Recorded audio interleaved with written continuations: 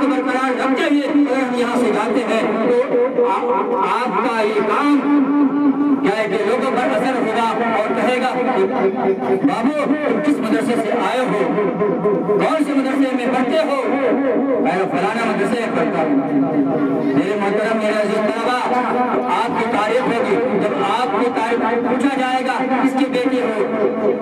کس کے پوتے ہو، فلانا بتائے گا فلانے کا پوتا ہو، فلانے کا بیٹا ہو، بہت اچھا لگتا ہے، بہت تعلیم یافتہ ہے، بابو ٹھیک ہے جاؤ میرے بچوں کو بھی لے جاؤ۔ میرے عزیز طلبا، بہت سارے ایسے طالب علم ہوتے ہیں کہ اس کے اندر بہت ایک ایسے وہ طالب علم ہوتا ہے جو بہت تیز ترباز ہوتا ہے، ایک مرتبہ دو مرتبہ میں وہ بات سمجھ میں آ جاتی ہے، وہ سبق یاد ہو جاتا ہے۔ ایک وہ طالب علم ہے کئی مرتبہ وہ سبق یاد کرتا ہے، یاد نہیں ہوتا ہے، پھر بھی وہ محنت کرتا رہتا ہے، پھر اس کے بعد اس کو یاد ہوتا ہے۔ ایک وہ طالب علم جو خوب محنت کرتا ہے مگر اسے یاد نہیں ہوتا ہے، مگر وہ یاد کرنے سے ہٹتا نہیں ہے۔ اللہ تعالیٰ خوش آتا ہے کہ میرا بندہ جو ہے بہت محنت کر رہا ہے۔ اللہ تعالیٰ کسی کو نوازنا چاہتے ہیں تو پہلے اس کو امتحان لیتے ہیں، امتحان میں ڈالتے ہیں، پھر اس کے بعد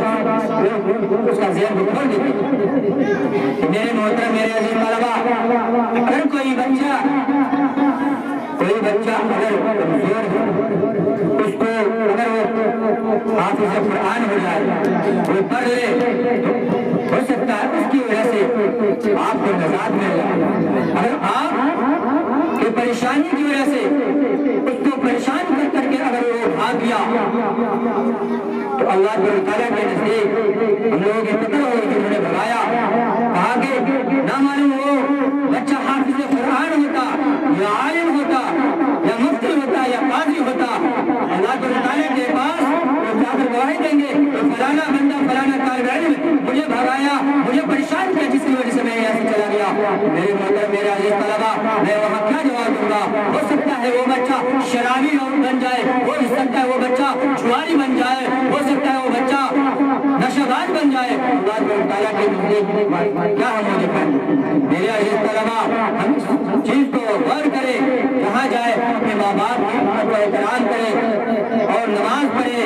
اور شور و غل کرے، بلکہ وہاں بھی ایک ماحول بنائے۔ گھر کے اندر جائیں گے